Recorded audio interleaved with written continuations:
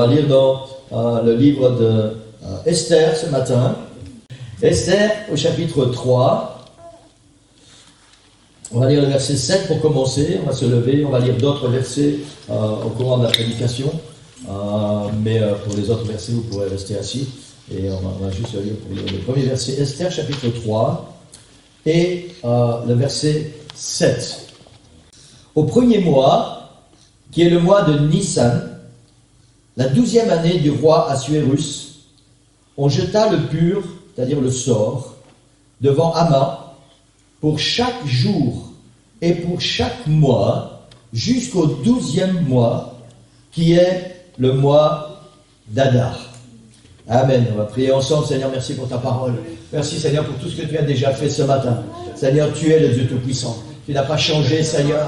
Alléluia. Et merci, Seigneur, pour ta présence. Merci, Seigneur, pour ton esprit qui agit dans ce lieu. Merci, Seigneur, ton esprit qui travaille nos cœurs, qui travaille nos pensées, qui travaille nos vies, Seigneur, qui est en train de faire quelque chose à l'intérieur, Seigneur.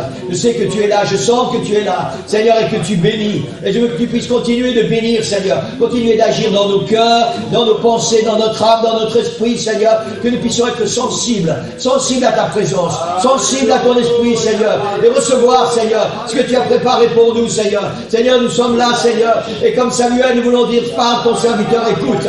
Seigneur Jésus, nous sommes là devant toi ce matin. Et nous entendons ta voix, nous entendons ta parole. Et nous ouvrons nos cœurs, Seigneur, pour que tu puisses venir nous bénir et que nous puissions recevoir cette parole. Nous prions dans le nom puissant de Jésus.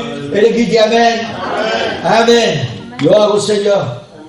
Alléluia. Vous pouvez prendre place. Amen. Alléluia. Alléluia. Cette prédication fait suite directement avec la prédication de dimanche dernier. Pour ceux qui étaient là dimanche dernier, certainement vous allez vous souvenir de certaines choses. Sinon, vous pouvez, si vous ne l'avez pas encore fait, vous pouvez aller écouter la prédication sur... elle est encore sur la page Facebook de l'Église. Sinon, après, elle sera sur la page YouTube de l'Église de Nivelles. Amen. Gloire au Seigneur. Ce matin, on va parler de détruire l'agenda. J'ai reçu, oui, c'est pour ça que j'étais un petit peu inquiet jeudi quand tu avais mis tes feuilles sur le pupitre. Oui, parce que tous les jeudis, le Seigneur me fait un clin d'œil. Et Romain commence à dire des choses où il met des feuilles sur son pupitre et je vois, j'ai dit, ah non, ça c'est pour dimanche. Amen, gloire au Seigneur. Détruire l'agenda. J'ai reçu cette prédication et cette pensée vraiment comme un boulet. Quelque chose qui a impacté ma vie et mon esprit, et maintenant c'est là à l'intérieur, et c'est en train de chambouler tellement de choses dans ma vie. Tellement de choses. Je redéfinis des priorités, et le Seigneur est en train de faire des choses très importantes dans ma vie. Et la parole du Seigneur ce matin, l'objectif c'est qu'elle puisse aller dans vos cœurs, pénétrer dans vos cœurs, et qu'elle puisse avoir un impact puissant dans votre vie. Vous savez, comme quand vous tirez une balle, à partir du moment où vous avez tiré la balle, il y a un impact quelque part. Ça veut dire que là où la balle est arrivée, il n'y a plus rien qui est comme avant. Et il faut que la parole du Seigneur ce matin elle puisse avoir un impact dans nos vies, dans nos cœurs, dans nos pensées, pour que plus rien ne soit comme avant. Parce que c'est la volonté du Seigneur. Amen. Quelqu'un dit Amen? Amen. Amen. N'oubliez pas que vous encouragez ceux qui sont sur l'estrade ou derrière le pupitre quand vous dites Amen, quand vous dites Alléluia, quand vous mettez debout, quand vous frappez dans les mains, vous encouragez juste le serviteur ou la servante du Seigneur à continuer de faire le travail que le Seigneur lui a confié. Alors si vous sentez que vous devez dire Amen, Amen. Merci, dites-le. Gloire au Seigneur. Amen. Nous savons tous ce qu'est un agenda et nous savons à quoi il sert. Je suppose. Amen. Il sert à organiser et à mémoriser tout ce qui concerne notre vie, particulièrement notre emploi du temps.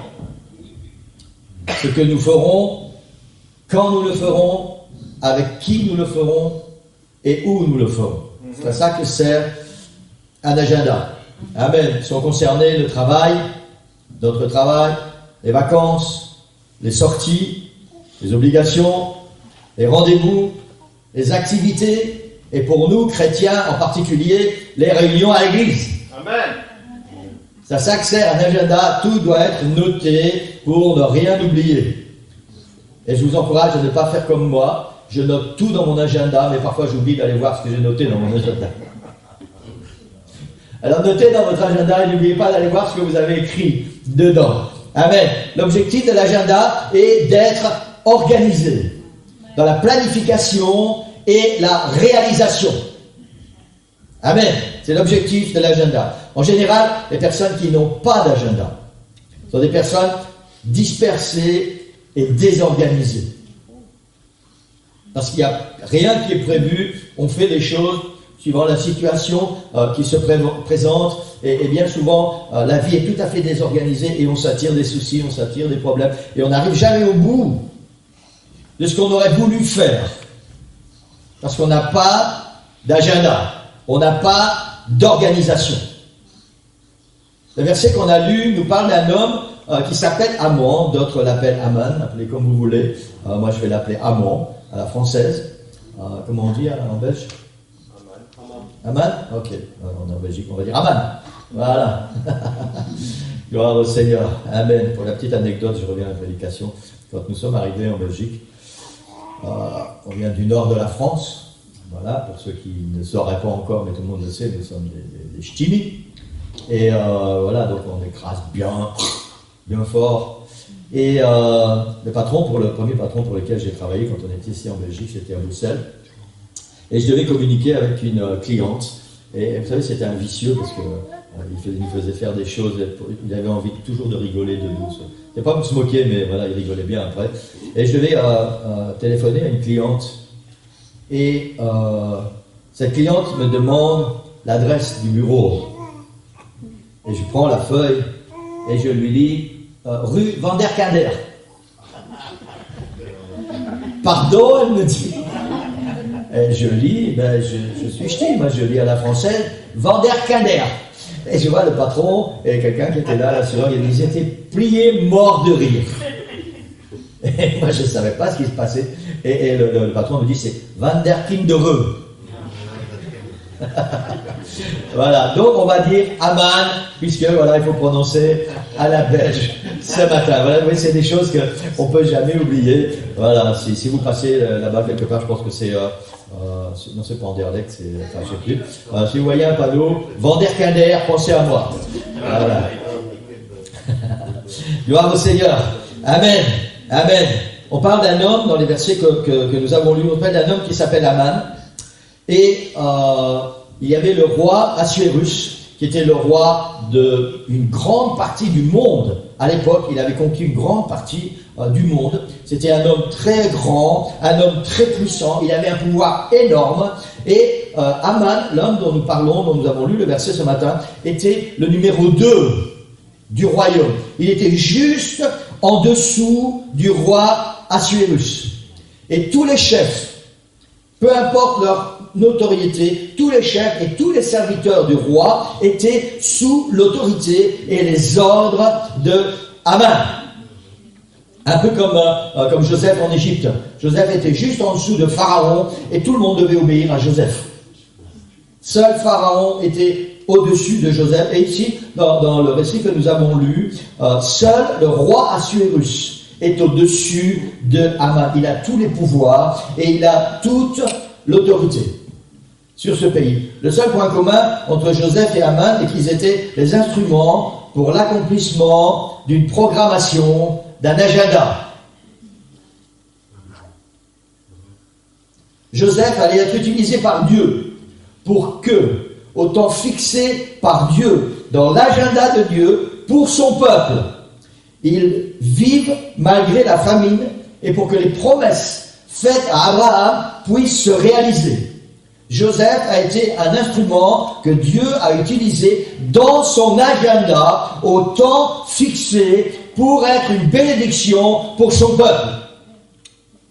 Aman, Louis, a organisé un agenda, mais il n'est pas utilisé par Dieu, il est utilisé par le diable. Et la différence avec Joseph, c'est qu'au lieu que ses plans, son agenda deviennent une bénédiction pour le peuple de Dieu, son objectif dans son agenda, c'est de détruire le peuple de Dieu. Amen. Nous sommes habitués dans nos églises à entendre que Dieu a des plans et des projets pour nous. Et merci Seigneur pour les plans et les projets qu'il a pour nous. Amen. Il a un agenda programmé pour son peuple, pour l'Église. Et je remercie le Seigneur pour son agenda pour ma vie. Et vous devriez remercier le Seigneur pour son agenda pour votre vie. Parce qu'il a des plans et des projets. Dans son agenda, il y a des choses qui sont marquées pour vous. Amen. Gloire au Seigneur. Parce que Dieu est un Dieu ordonné. Alléluia. Au temps fixé dans son agenda. Jésus est mort sur la croix et ressuscité pour que nous soyons sauvés. Au temps fixé dans son agenda, il vient chercher son Église. Amen. Au temps fixé dans son agenda, le diable et ses démons seront jetés dans les temps de feu. Amen. Et l'Église habitera la nouvelle Jérusalem. Yes. Amen. Amen. Au temps fixé dans son agenda, ses plans et ses projets pour ta vie se réaliseront. Amen. Amen. Quelqu'un dit gloire au Seigneur. Amen. Amen. Alléluia. Nous sommes moins habitués à entendre que le diable lui aussi a un agenda pour l'Église. Peut-être que nous le savons, mais nous n'avons jamais prêté attention à cela. Nous n'avons jamais donné une oreille attentive à cela. Et nous allons parler de cela ce matin. Le diable a un agenda, une programmation qui concerne l'Église, qui te concerne, qui me concerne. Et il est important que nous puissions savoir cela. Non seulement le savoir, mais pouvoir déjouer et détruire, et c'est le titre de la prédication de ce matin, que nous puissions détruire l'agenda du diable pour nous, pour l'Église. Amen. Amen. Et c'est là où le Seigneur va nous emmener ce matin. Amen. Nous savons que autant le Seigneur nous aime, autant le diable nous déteste. Exact. Est-ce que tu sais ça? Autant le Seigneur t'aime, autant le diable te déteste. Yes. Ne crois pas que le diable te regarde et que tu es sans importance pour lui. Non, non, non, non, non. Tu as beaucoup d'importance pour lui. Parce qu'il te déteste. Et dans son agenda, il a écrit des choses pour te détruire. Parce que tu es un enfant de Dieu. Exact. Amen.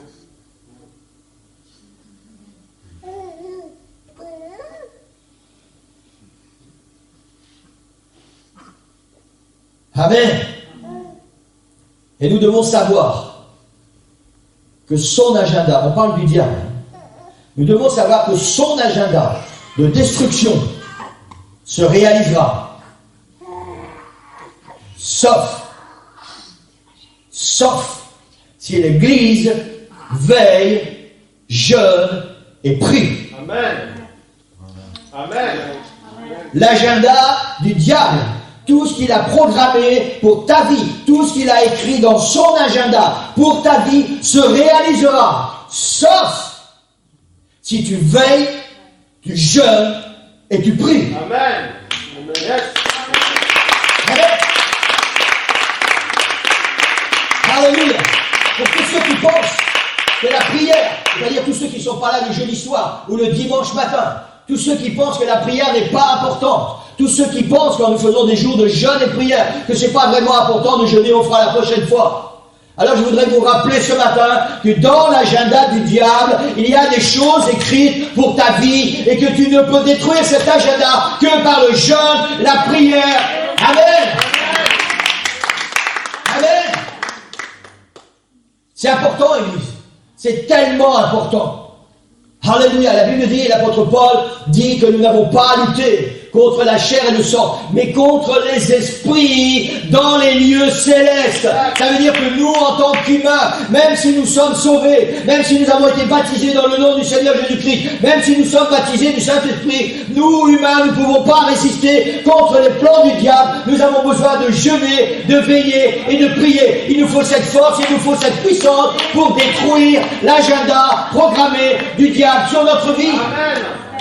Amen. Et c'est la raison pour laquelle la Bible insiste tellement sur le fait de veiller, sur le fait de prier, sur le fait de jeûner, parce que ça, c'est notre assurance vie. C'est notre assurance de salut. C'est la seule façon pour nous, pour détruire l'agenda du diable pour notre vie.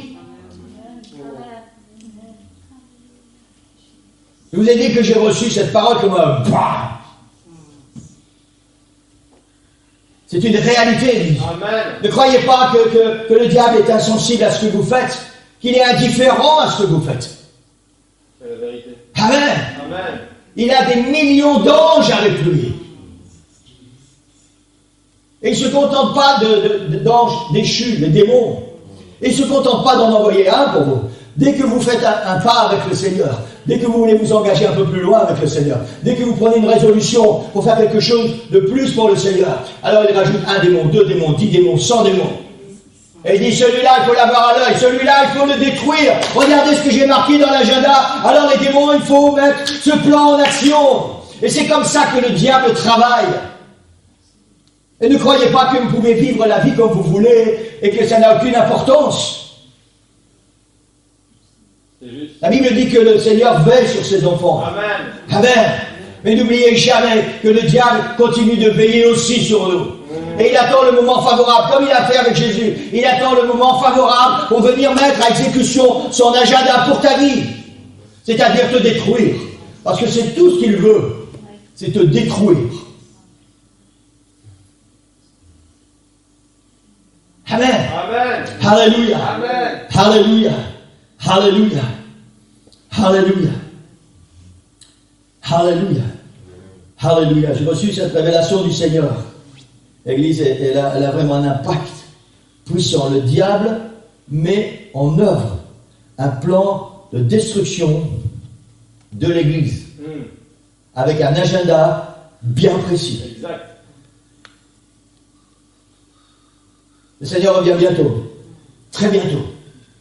La Bible dit, l'apôtre Paul enseigne, que dans les derniers temps, il y aura des moments difficiles. Jésus dit à ses disciples, quand je vais revenir chercher mon Église, est-ce que je vais encore trouver la foi? Tout cela est écrit dans la parole. Tout cela, nous le savons.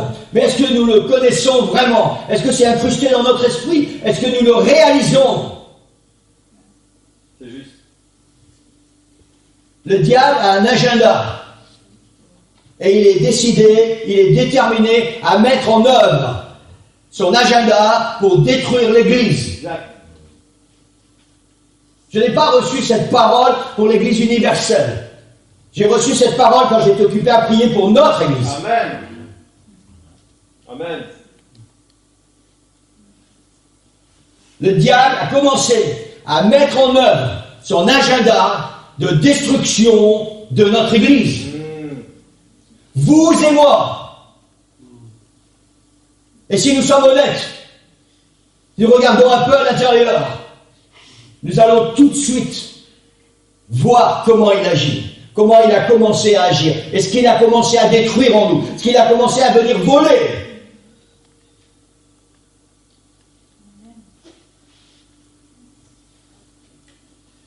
Son objectif final, c'est que ce qu'il a écrit dans son agenda se réalise. Yes. Et il ne va pas tourner la page qui concerne ta vie tant que son agenda ne sera pas réalisé. Sauf si tu veilles, si tu pries, si tu jeûnes et si tu es sur tes gardes. Sauf si tu te mets à part, tu dis Seigneur, j'ai besoin de toi. Seigneur, il est temps que je revienne à toi dans le jeûne, dans la prière, dans la consécration. Amen. Amen. Amen. Il est temps que je me mette à part à nouveau, Seigneur. C'est la seule possibilité, l'Église. C'est la clé pour que l'agenda du diable ne se réalise pas sur ta vie. Pourquoi croyez-vous? Il faut être réaliste parfois. Il faut ouvrir nos yeux. Il faut arrêter d'avoir des œillères comme on mettait aux chevaux dans le temps pour pas qu'ils se détournent à gauche ou à droite. Alors ils continuent comme ça tout bêtement d'aller tout droit. Pourquoi croyez-vous que nous sommes si peu nombreux ce matin? Pourquoi croyez-vous que certains de nos chrétiens, depuis le confinement, on ne les voit plus? Ou on les voit de temps en temps? Et quand ils sont là, parfois, ils sont là mais ils ne sont pas là. Parce que le diable a écrit un agenda.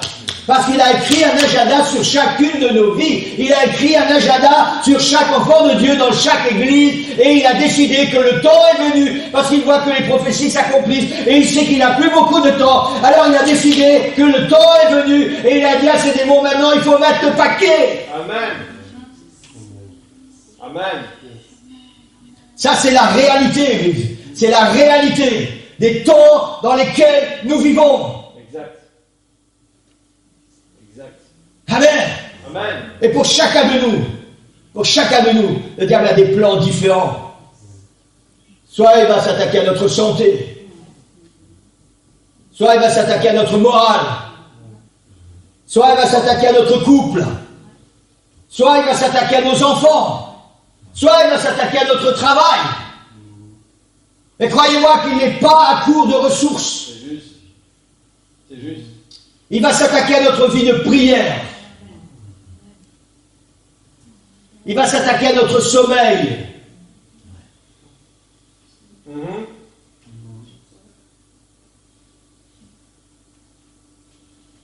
Parce qu'il a un plan, il a un agenda, et il veut respecter son agenda.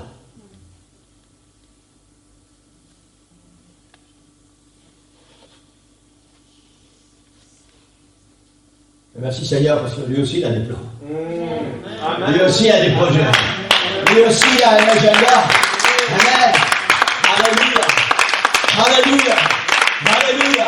Et ce matin on va parler de deux agendas.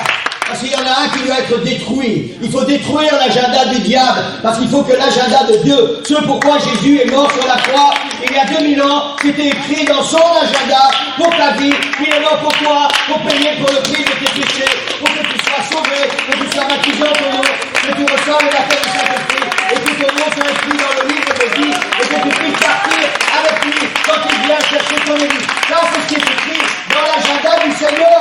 Et c'est ça qui doit se réaliser. Et c'est pour ça que nous devons nous battre. Et c'est pour ça que nous devons veiller. Et c'est pour ça que nous devons prier. Et c'est pour ça que nous devons gérer. Parce que l'agenda de Dieu doit se réaliser. Amen. Alléluia. Mais il va falloir se battre. Il va falloir se battre, l'Église. C'est plus le temps de dire, bon, c'est pas grave, on verra demain. Aujourd'hui, tu as reçu un boulet sur la tête. Oh, c'est pas grave, je m'en occuperai demain.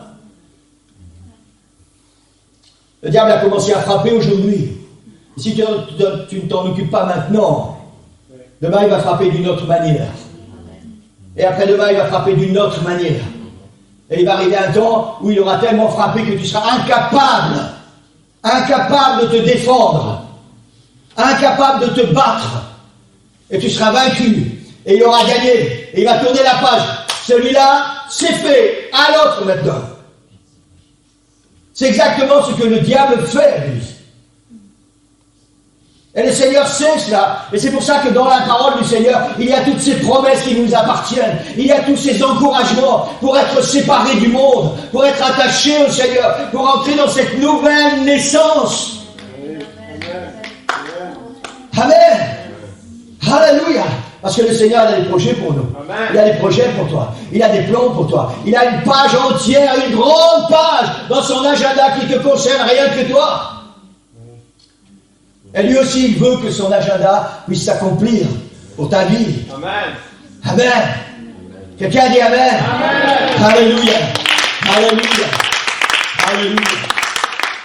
Chaque fois, Élise, chaque fois que quelque chose vient dans ta vie, de manière officielle ou insidieuse,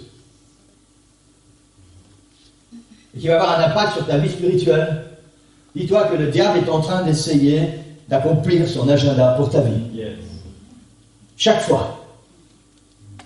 Chaque fois. Quelqu'un dit avec moi, chaque fois. Amen. Chaque fois que tu n'as pas envie de prier, quand tu es seul à la maison, c'est pas grave, je prierai ce soir ou je prierai demain. Le diable est en train d'essayer de mettre en pratique et d'accomplir l'agenda qu'il a pour ta vie. Exact. Chaque fois que tu n'as pas envie de venir à la réunion, c'est pas grave, j'irai la semaine prochaine. Le diable est en train d'essayer d'accomplir et de mettre en pratique l'agenda qu'il a pour ta vie. C'est la vérité. Amen. C'est la vérité. Chaque fois que tu as entendu l'appel du Seigneur, et que tu dis on verra plus tard, le diable a commencé à mettre en pratique l'agenda qu'il a pour ta vie. Et je pourrais continuer comme ça tellement longtemps.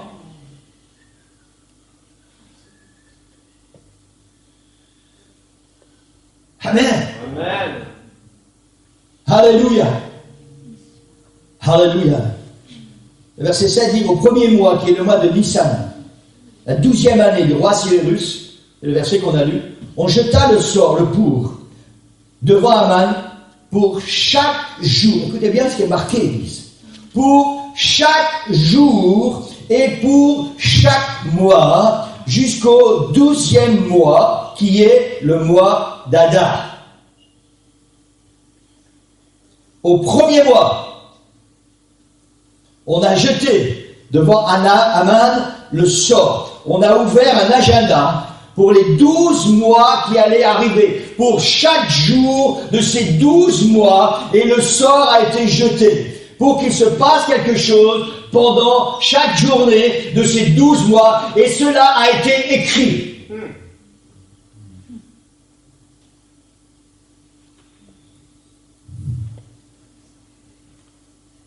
Et dans cet agenda, dans ces 12 mois, il y a un programme spécifique qui a été écrit pour le peuple de Dieu. Pour Esther et pour tous les Juifs.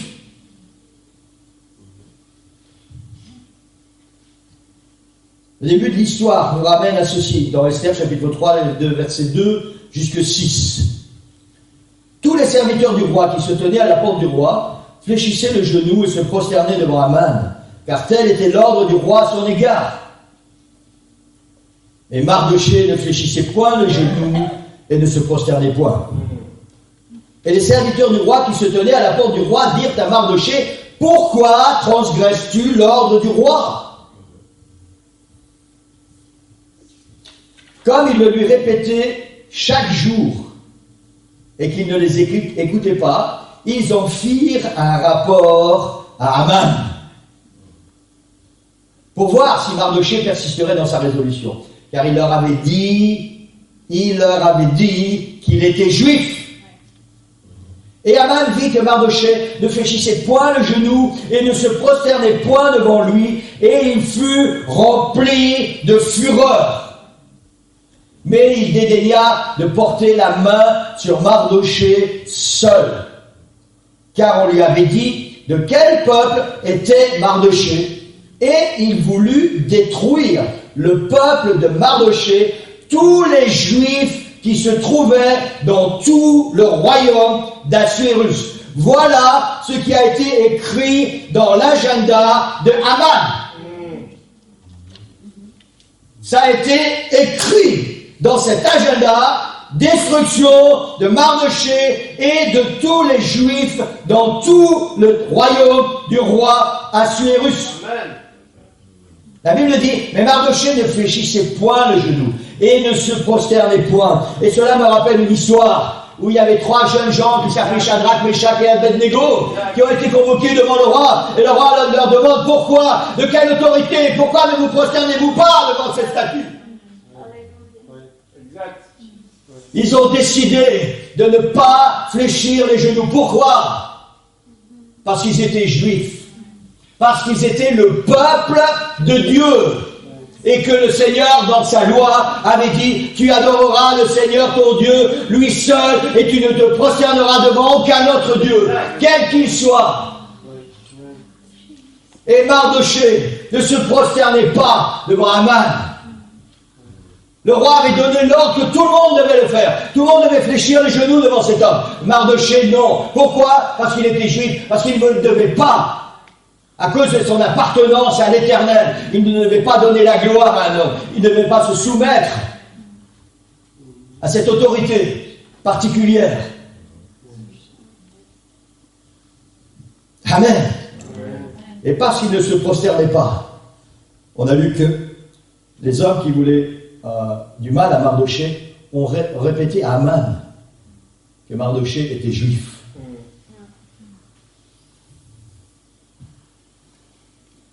Et à cause de cela, à cause du comportement de Mardochée, Aman a été rempli de fureur.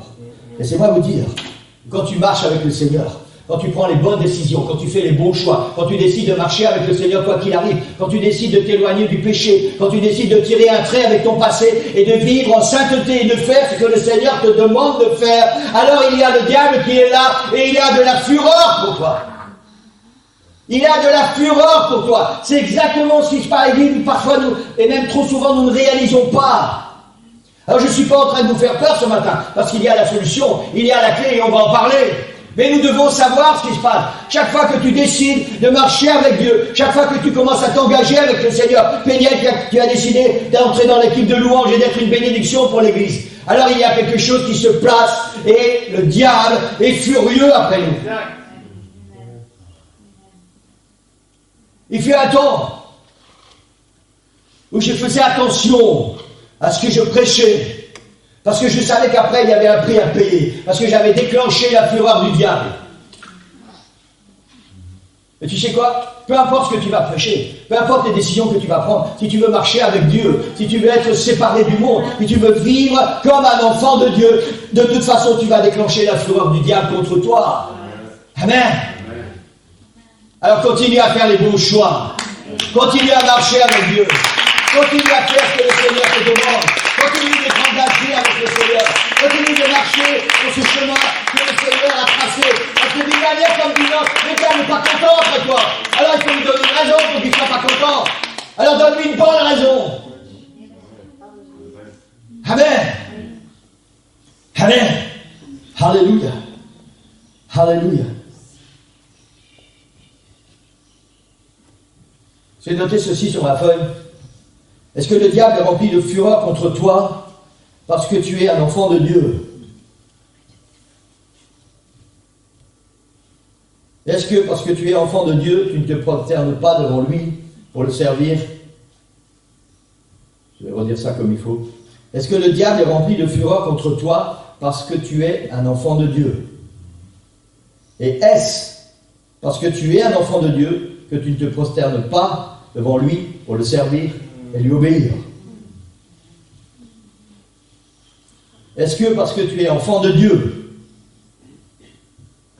tu as décidé de ne pas faire ce que le diable voudrait que tu fasses, peu importe ce qui va se passer? Tu as décidé de ne pas entrer dans ses plans, tu as décidé d'être vigilant, tu as décidé de continuer à marcher avec le Seigneur quoi qu'il arrive.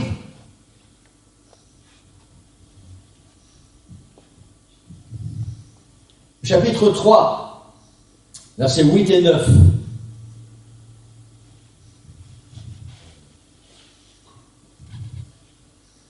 Le temps passe trop vite. Aman dit au roi Assuérus: il y a dans toutes les provinces de ton royaume un peuple dispersé et à part parmi les peuples, ayant des lois différentes de celles de tous les peuples, et n'observant point les lois du roi. Il n'est pas dans l'intérêt du roi de le laisser en repos. Si le roi le trouve bon, on écrive l'ordre de les faire périr. Et je pèserai 10 000 talents d'argent entre les mains des fonctionnaires pour qu'on les porte dans le trésor du roi. Aman décide de détruire non seulement Mardochée, mais tous les Juifs, tout le peuple de Dieu qui habite dans le royaume du roi Assuérus. Il va proclamer son plan dans son agenda. Versets 12 et 13 du même chapitre. Les secrétaires du roi furent appelés le 13e jour du mois. Et l'on écrivit suivant tout ce qui fut ordonné par Aman, au satrape du roi, au gouverneur de chaque province et au chef de chaque peuple. À chaque province, selon son écriture, et à chaque peuple, selon sa langue, pour être sûr que tout le monde va bien comprendre. Ce fut au nom du roi Assuérus que l'on écrivit et on scella avec l'anneau du roi. Les lettres furent envoyées par des courriers dans toutes les provinces du roi pour qu'on détruisît, écoutez bien, pour qu'on détruisît qu'on tua et qu'on fit périr tous les Juifs, jeunes et vieux, petits enfants et femmes, en un seul jour, le 13e du 12e mois, qui est le mois d'Adar, et pour que leurs biens fussent livrés au pillage. Voilà l'agenda qui a été noté par Aman le 13 décembre pour nous, le 13e jour du 12e mois. Tous les hommes et les femmes doivent se lever et tous les Juifs, quels qu'ils soient, doivent être détruits. Voilà le plan du diable pour chaque enfant de Dieu. Il a dressé un agenda. Il a écrit une date pour ta vie, un jour auquel il a décidé que tu vas mourir. Je parle d'une mort spirituelle et peut-être même d'une mort charnelle et physique. Il y a une date bien précise. Alors que personne ne se doute de rien, dans chaque pays, dans chaque province, l'ordre est donné de tuer tous les Juifs à cette date. Le diable a donné des ordres à ses démons pour tuer tous les enfants de Dieu. Et il a programmé une date sur ta vie. Il a programmé un moment bien précis auquel les démons vont venir pour te faire mourir. Et c'est pour ça qu'il y a des choses qui nous arrivent à des moments bien précis. Parce que le diable a programmé un temps bien précis. Exactement comme on a vu tout à l'heure pour Jésus quand il a dit qu'il reviendrait quand il y aura un moment favorable.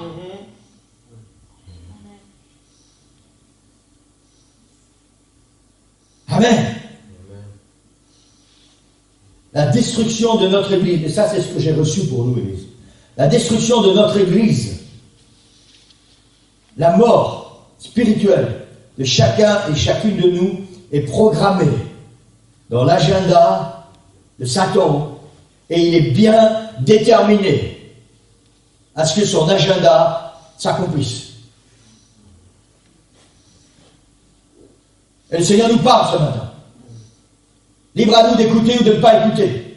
Libre à nous de croire ou de ne pas croire. Libre à nous d'être attentifs ou de ça rentre d'un côté, ça sort de l'autre. Mais cette parole est une réalité. Il y a un programme dans l'agenda du diable spécifique pour notre Église, pour toi et moi, pour chacun de nous en particulier. Parce que l'Église, c'est quoi? L'Église, c'est le corps de Christ. C'est chacun de nous. Un, plus un, plus un, plus un, plus un, plus un, plus un, jusqu'à ce que le corps de Christ soit complet. Et c'est pour ça que le diable va travailler avec chacun de nous en particulier, jusqu'à ce qu'il ait réussi à détruire l'Église. Ça, c'est le plan qu'il a écrit dans son agenda. Amen. Amen. Alléluia. Mardochée va informer la reine Esther de tout cela et lui demander d'aller parler au roi. Et je vais aller très vite parce que le temps passe trop vite. Puisque la reine Esther est la nouvelle reine, elle est juive. Et Mardochée pense que parce qu'elle est reine, elle peut aller parler au roi pour implorer la grâce pour son peuple. Et là, il se passe quelque chose, c'est qu'il y a un souci. Parce qu'à cette époque, personne ne peut venir dans la présence du roi sans être invité, même pas la reine. Même pas la reine. Et la reine Esther rappelle cela à Mardochée. Elle dit, Mardochée, tu sais très bien que je n'ai pas le droit d'aller voir le roi si je n'y suis pas invité. Et que ceux qui font ça risquent la peine de mort. Je risque la peine de mort. Et Mardochée commence à travailler un petit peu avec le cœur d'Esther. Et il dit à Esther, souviens-toi de ce que tu étais avant. Réfléchis un peu. Est-ce que tu crois que c'est pour rien que tu es arrivé à cette place de reine? Est-ce que c'est pas dans les plans de Dieu que justement tu es arrivé là pour ce temps précis maintenant, pour contrecarrer et détruire l'agenda de Haman?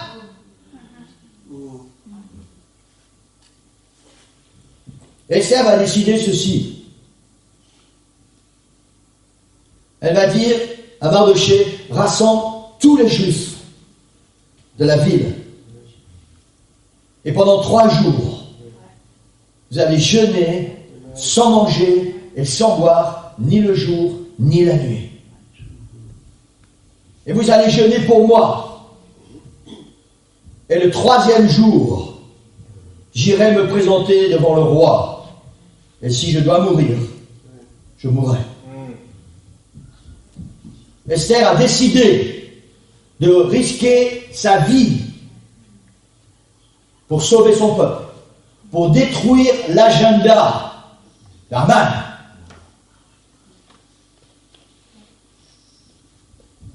Et c'est tous ces gens, tous ces juifs dans cette ville, pendant 3 jours, jour et nuit, ils vont jeûner sans manger et sans boire. Ils vont implorer la grâce du Seigneur. Le 3e jour, la Bible nous dit que la reine Esther, elle avait précisé à Mardochée, ça fait 30 jours que je n'ai pas été appelé chez le roi. Pour ceux qui connaissent le livre d'Esther, quand la première reine Vashti a été chassée parce qu'elle avait eu un mauvais comportement avec le roi, alors c'est la reine Esther qui avait été choisie. Parce que c'était la plus belle, parce qu'elle était agréable, parce qu'elle était douce, parce qu'elle avait beaucoup de talent, beaucoup de capacités. Elle avait tout pour être une reine. Et le roi était tombé amoureux de cette fille. Et c'est pour ça qu'elle est devenue reine. Et là, il dit à Mardochée, ça fait 30 jours que le roi ne m'a pas appelé. Et quand Esther entre dans la cour royale, le roi était assis sur son trône. Et vous savez ce qui s'est passé? Le roi, il voit cette reine. Et il est toujours amoureux de cette reine. Vous savez pourquoi il est toujours amoureux de cette reine? Parce qu'au-dessus de l'agenda de Haman, au-dessus des plans du diable, il y a un Dieu tout-puissant. Il y a El Shaddai, qui lui aussi a un agenda programmé. Et il faut que son agenda à lui se réalise.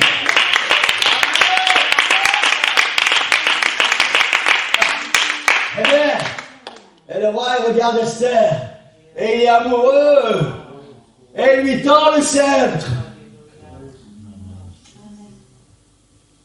Et lui dit, qu'est-ce que tu veux, ma reine?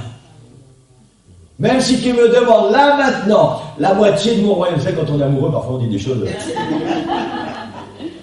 Même si tu me demandes la moitié de mon royaume, je te le donne. Il était tellement amoureux. Et pourquoi il était amoureux? Parce que le Seigneur avait mis ce sentiment dans son cœur. Parce que le Seigneur a préparé le chemin. Le Seigneur avait déjà préparé les choses. Et la reine Esther, elle a un plan. Elle aussi. Elle a un plan et elle va appliquer ce plan. Et nous connaissons que elle va inviter le roi pour un festin. Elle va dire au roi, si j'ai trouvé grâce à tes yeux, alors viens au festin que j'ai préparé pour toi. Viens avec Haman. Alléluia. C'est le seul qui est invité, Haman. Et puis ils vont au festin. Et puis Haman rentre chez lui, tout content, tout fier. Et il raconte à sa famille, à ses amis, à sa femme. Il dit, vous savez quoi? La reine Esther, elle a fait un festin, elle a invité le roi, et moi, seulement moi.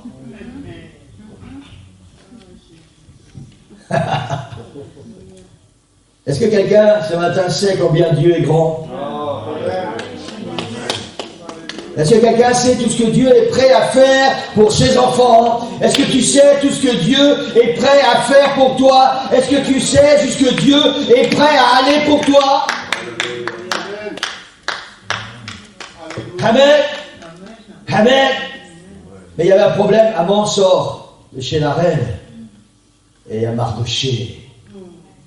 Et Mardochée ne se plie toujours pas les genoux devant lui. Et Haman, il dit ça à sa femme. Il dit, ah, la reine, elle m'a invité au repas. Mais il y a quand même quelque chose de ça, je ne peux pas supporter. Il y a ce Mardochée là. Et sa femme, elle lui dit, mais tu sais quoi? Il y a une solution. Tu dresses un grand poteau. La Bible dit 50 coudées, c'est 25 mètres à peu près. Parce que l'objectif, c'était que tout le monde dans la ville puisse voir. Tu dresses un grand poteau. Et demain, tu vas chez le roi et tu demandes au roi de pendre Mardochée sur le poteau. Parce qu'il n'est pas soumis, parce qu'il n'obéit pas aux ordres du roi. Et Mardochée fait dresser ce grand poteau. Et c'est là où on doit se souvenir combien Dieu est grand. Comment Dieu agit. Quand tu ne vois rien, le Seigneur agit. Quand tu ne sais pas, le Seigneur agit. Cette nuit-là, le roi ne peut pas dormir. Parce qu'il est invité pour le lendemain encore chez la reine Esther. Et le lendemain, Aman doit aller voir le roi pour demander la tête de Mardochée. Et cette nuit-là, le roi ne peut pas dormir. Alors il fait venir les livres avec les annales, tout ce qui s'est passé dans son royaume. Et il demande qu'on lui lise le livre. Et puis on arrive à un épisode où il y a eu deux eunuques, des gens qui étaient très proches du roi, et qui ont fait un complot, ils voulaient tuer le roi. Et qui est intervenu en faveur du roi? Mardochée. Et parce que Mardochée est intervenu, la vie du roi a été sauvée. Et le roi demande, est-ce que cet homme a été récompensé pour sa bravoure? Ben non. Rien. Parfois tu fais des choses qui sont bien. Ah Seigneur, j'ai fait une bonne action. Puis personne n'a rien vu, personne n'a rien entendu, personne ne te fait des compliments. Seigneur, est-ce que tu as vu ou moi ce que j'ai fait? Personne n'a rien vu. Mais à un moment donné, à un temps fixé dans l'agenda de Dieu, c'était écrit. Et ça, le Seigneur va s'en souvenir. Parce que c'est arrivé avec un but. Avec un but. Et le lendemain matin, Aman arrive chez le roi avec la ferme intention de demander la tête de Mardochée. Et le roi entend quelqu'un, il dit, c'est qui? C'est Aman. Aman, tu tombes bien. Viens. Aman, dis-moi. Et lui, vous savez, Aman, c'était tellement fier. Dis-moi, quand le roi veut honorer quelqu'un, qu'est-ce qu'il doit faire? Et Aman, il pense, il dit, ben, c'est vrai que le roi veut honorer forcément. Qui d'autre? Il dit, oh, mais tu prends le manteau royal, tu prends le cheval du roi. Il se voyait déjà avec la cape du roi, sur le cheval du roi. Et tu le promènes et tu cries devant lui, voici ce que le roi fait à celui qu'il veut honorer. Et le roi dit, Aman, c'est super. Tu fais tout ce que tu viens de dire, tu le fais pour Mardochée. Relisez le livre d'Esther, vous allez voir. C'est extraordinaire. C'est extraordinaire. De savoir jusqu'où Dieu est capable d'aller pour ses enfants. Jusqu'où le Seigneur est capable d'aller pour toi. Et Aman rentre furieux chez lui. Et puis le soir, il va au festin que la reine a organisé. Et je vous passe les détails. Relisez le livre d'Esther. Je l'ai relu plusieurs fois, vous savez, pour bien m'imbiber de tout ça. Et puis le roi dit à la reine Esther, alors pourquoi tu voulais me voir? Je veux savoir, dis-moi. Et la reine, elle dit, je veux que tu sauves ma vie et la vie de mon peuple. Et le roi, mais qu'est-ce qui se passe? Qui a décidé de te tuer? Parce que, vous savez, le roi, depuis hier, il n'a pas changé, il est toujours amoureux. Hein? Mais ma reine, mais qui veut te tuer? Esther, elle dit,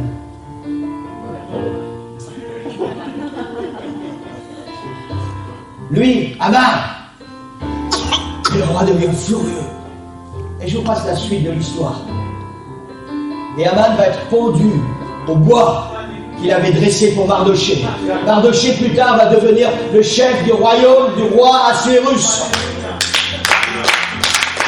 Et bien plus que ça, le roi va donner un décret suivant lequel, à la date que Aman avait écrit dans l'agenda, le 13 décembre. Alors tous les Juifs doivent se lever et ils doivent défendre leur vie et tuer tous ceux qui voudront les tuer. Le roi va prendre la défense du peuple de Dieu et le Seigneur va sauver son peuple. La reine va être sauvée et tout le peuple de Dieu va être sauvé. Et comment cela est-il arrivé? Parce que la reine a dit à Mardochée, vous allez jeûner et prier pour moi pendant 3 jours et 3 nuits sans manger et sans boire. Elle a risqué sa vie pour sauver son peuple. Elle a risqué sa vie pour détruire l'agenda du diable.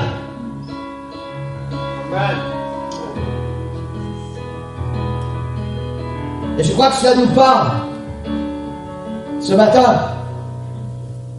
Est-ce que ça nous semble encore tellement sans importance si je n'ai pas prié aujourd'hui? Est-ce que ça nous semble encore tellement sans importance si je n'ai pas pris le temps de lire la Bible et de passer un moment en communion intime avec le Seigneur? Est-ce que ça nous semble encore sans importance? Je n'ai pas envie d'aller à l'église, bon ben j'irai la semaine prochaine, j'irai la prochaine fois. Est-ce que ça nous semble encore tellement sans importance si on entend la parole du Seigneur, on dit oui Seigneur, ben, tu sais là cette semaine ça va être compliqué, on verra la semaine prochaine?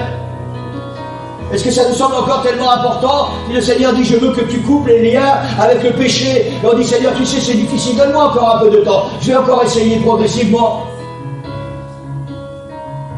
Il y a un agenda qu'il faut détruire, qui concerne notre Église et qui nous concerne chacun de nous, toi et moi. Et il faut détruire cet agenda.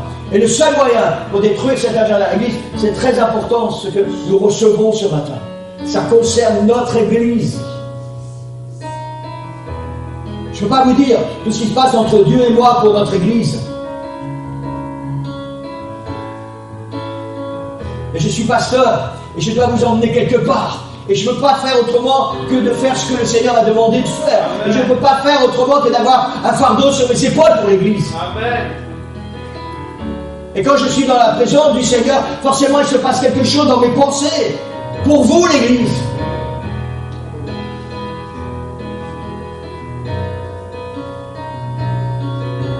Le diable a un agenda programmé pour nous, certainement pour d'autres églises aussi, certainement pour des millions de chrétiens aussi sur la terre.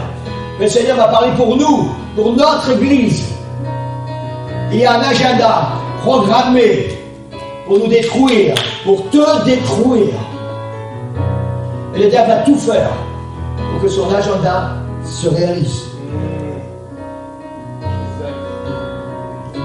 Mais, il y a un mais. Le Seigneur aussi a des plans. Le Seigneur aussi a un agenda pour son Église. Parce que le Seigneur nous a fait des promesses. Quand nous avons ouvert cette Église, le Seigneur nous a dit j'ai un peuple nombreux dans cette ville. Et nous n'avons pas encore atteint ce peuple nombreux. Et ça, c'est l'agenda du Seigneur. Ça, c'est les plans de Dieu. Et pour que cet agenda se réalise, alors nous devons aller sur nos genoux dans le jeûne et la prière. Nous devons nous séparer du monde. Nous devons faire la différence, comme Mardoché a fait. Il ne s'est pas agenouillé parce qu'il était juif. Aman a dit au roi, il y a un peuple qui est mis à part, qui ne fait rien comme les autres. Est-ce que c'est notre cas? Est-ce que nous avons envie d'être ce peuple qui ne fait rien comme les autres, justement parce que nous sommes le peuple de Dieu?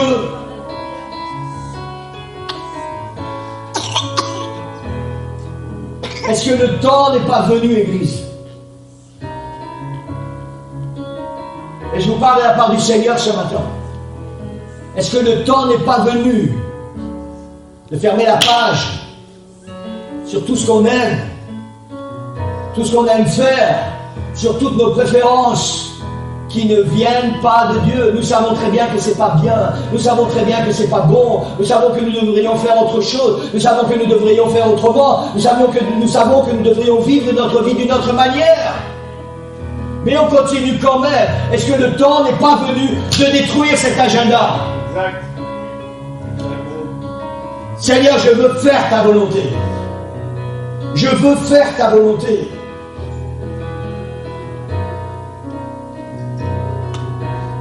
Alléluia.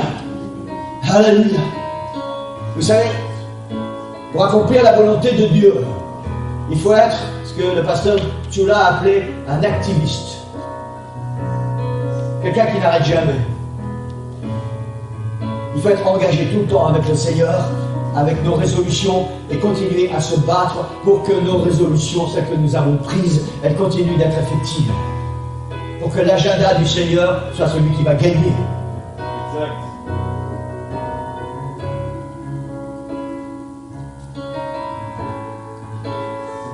Alors je sais que ce matin on pourrait dire oh, c'est dommage qu'un tel ou un tel ne sont pas là. C'est tellement dommage que tout le monde ne soit pas là ce matin. Et toi tu es là. Et c'est à toi que le Seigneur parle, Sébastien. C'est à vous, et il l'a déjà fait avec moi.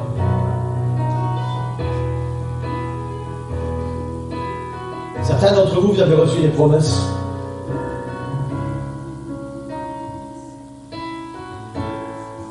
Je me souviens pour quelqu'un ici ce matin, il y a quelques années en arrière, quand j'ai prié avec toi, il y avait une onction tellement forte, tellement puissante, quand tu pleurais, quand tu donnais ta vie au Seigneur.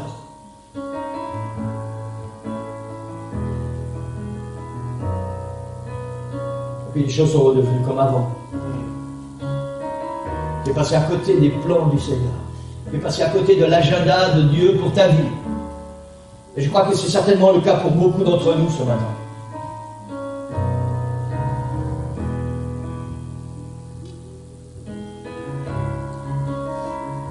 Au lieu que ce jour devienne un jour de deuil, ce jour est devenu un jour de fête, de réjouissance. Et tous les Juifs se sont réjouis. Et plus que cela, ce jour est devenu un jour de fête nationale. Purim, la fête de Purim, où tous les Juifs se réjouissent en se souvenant de El Shaddai, ce grand Dieu tout-puissant, comment il les a délivrés des griffes de Haman. Ce jour est devenu un jour férié, un jour de fête, où tout le monde se réjouit. Et l'agenda du diable a été détruit, et l'agenda de Dieu a prévalu. Amen. Parce que des hommes et des femmes, parce que le peuple de Dieu s'est mis sur ses genoux, parce qu'il a jeûné, parce qu'il a prié, le Seigneur leur a donné la délivrance.